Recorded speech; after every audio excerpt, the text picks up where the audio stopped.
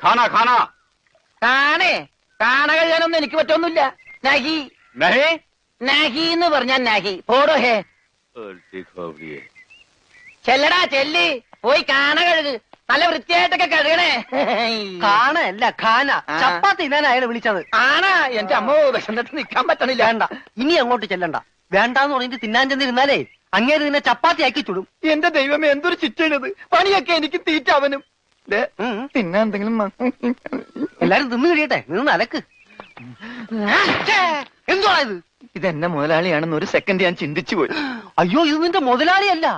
ബഡാ സാബിന്റെ ഒരേ ഒരു പെങ്ങള് മേം സാബിന്റെ ചുരിദാറാ. ഈ ചുരിദാറിനൊന്ന് വേദനിച്ചാ മതി, ബഡാ സാബ് നിന്നെ ഈഞ്ച പരിവാക്കും.